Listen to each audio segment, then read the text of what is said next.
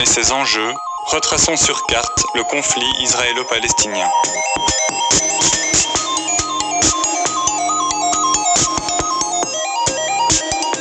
Nous sommes en 1917, pendant la Première Guerre mondiale. Les empires centraux sont opposés à la Triple Entente et à leurs alliés. Les deux côtés essuient de nombreuses pertes et de nouveaux soutiens sont les bienvenus. Le ministre des Affaires étrangères britannique, Arthur Balfour, écrit alors une lettre ouverte promettant un foyer national juif en Palestine contre un soutien du mouvement sioniste. En parallèle, les Britanniques tentent d'affaiblir l'Empire ottoman en poussant les Arabes à la rébellion et en leur promettant l'indépendance sur les territoires libérés. À la fin de la guerre, l'Empire ottoman est vaincu et ses terres sont partagées par les puissances européennes. Les Britanniques donnent ensuite plus d'indépendance aux Arabes en Irak et en Transjordanie. C'est dans ce qu'il reste de la Palestine que le Royaume-Uni veut créer un foyer national juif, alors que la communauté juive y est largement minoritaire. Mais l'immigration prend rapidement de l'ampleur suite à la situation tendue en Europe et plus particulièrement en Allemagne où le parti nazi antisémite arrive au pouvoir.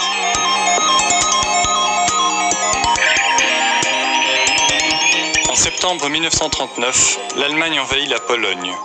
Le Royaume-Uni et la France réagissent en lui déclarant la guerre, c'est le début de la Seconde Guerre mondiale. En 5 ans, le conflit fait plus de 60 millions de morts, dont près de 6 millions de juifs visés par la Shoah. Dès la sortie de la guerre, l'immigration juive vers la Palestine prend de l'ampleur et augmente les tensions avec les Arabes. Dépassés par la situation, les Britanniques entament leur retrait de la zone.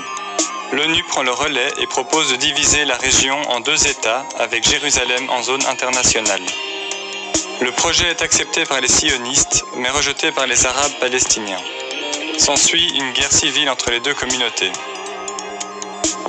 La Ligue arabe met en place une armée de libération composée de quelques milliers de volontaires qui combat les sionistes. En face, les Juifs organisent leur défense en formant militairement la population et en envoyant des agents en Europe pour récupérer des stocks militaires de la Seconde Guerre mondiale et signer des contrats d'armement.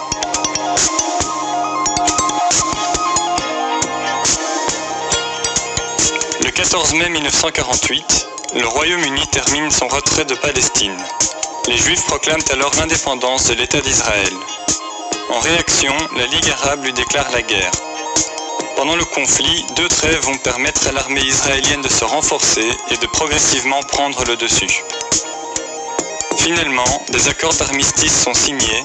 Israël s'empare de nouveaux territoires, dont l'ouest de Jérusalem.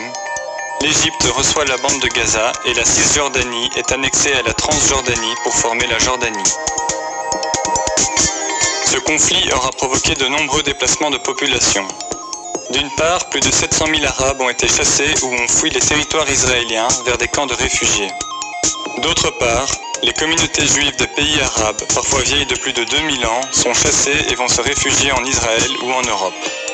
Enfin, de nombreux juifs européens sont rassurés par la victoire d'Israël et choisissent de s'y installer.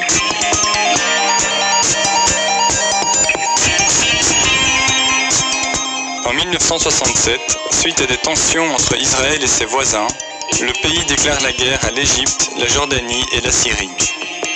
En 6 jours, Israël s'impose et triple son territoire en s'emparant du Sinaï égyptien, du plateau du Golan syrien et de la Cisjordanie.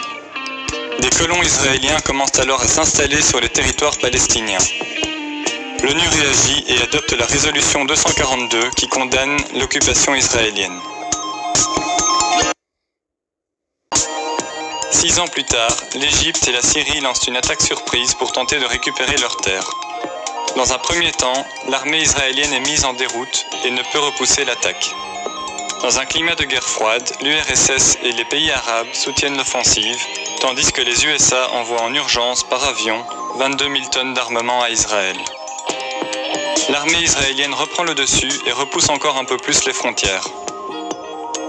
Après un cessez-le-feu, les pays arabes exportateurs de pétrole décident de punir les USA et les alliés d'Israël en augmentant de 70% le prix du baril et en diminuant la production de 5%. C'est le premier choc pétrolier. Israël est mis sous pression internationale et rend le Sinaï à l'Égypte et une partie du Golan à la Syrie. mais il conserve son contrôle sur les territoires palestiniens où la colonisation s'accélère, surtout à Jérusalem-Est.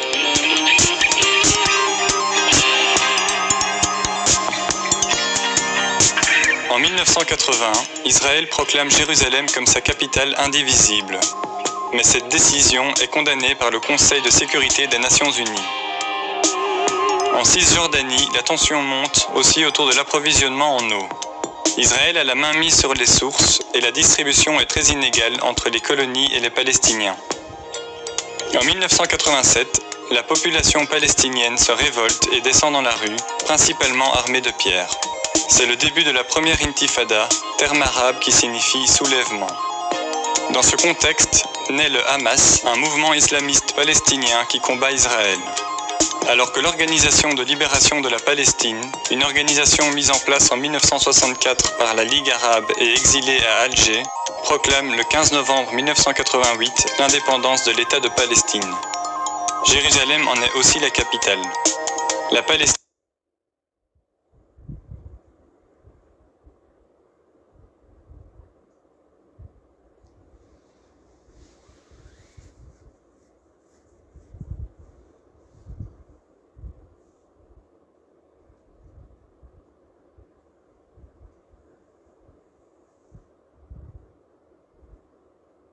sera progressivement reconnue par 136 États.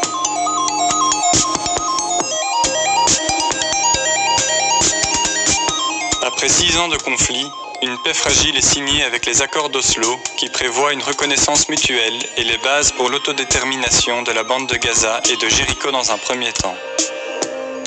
En 1995, un plan de partage de la Cisjordanie est signé. Il prévoit des zones sous contrôle palestinien, des zones mixtes et le reste sous contrôle israélien.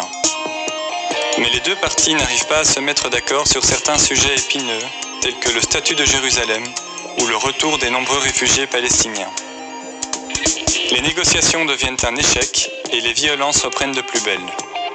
À Jérusalem, la visite du chef de l'opposition israélienne sur l'esplanade des mosquées, lieu saint des musulmans, est l'étincelle qui déclenche la seconde intifada, marquée par de nombreux attentats suicides.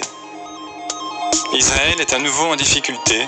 Pour se protéger, le pays entame la construction d'un mur en Cisjordanie, mais en profite pour empiéter sur les territoires palestiniens.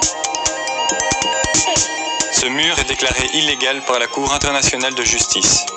Alors, pour tenter de calmer le jeu, le gouvernement décide en 2005 de supprimer les colonies juives de la bande de Gaza, mais conserve son contrôle sur les frontières.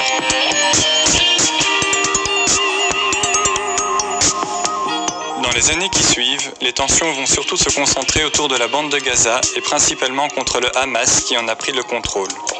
Israël impose alors un blocus contre la région. En face, le Hamas tire régulièrement des roquettes vers les territoires israéliens. En conséquence, plusieurs affrontements y ont lieu, jusqu'au plus violent en 2014.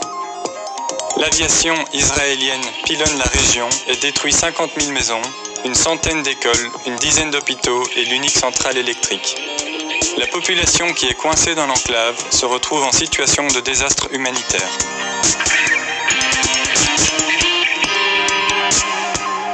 Aujourd'hui, la situation reste compliquée et une paix durable semble difficile à trouver.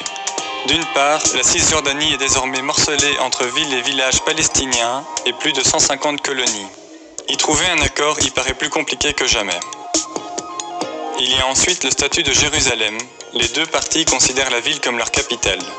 Or, les USA viennent d'annoncer qu'ils vont y installer leur ambassade, reconnaissant de facto la ville comme la capitale d'Israël.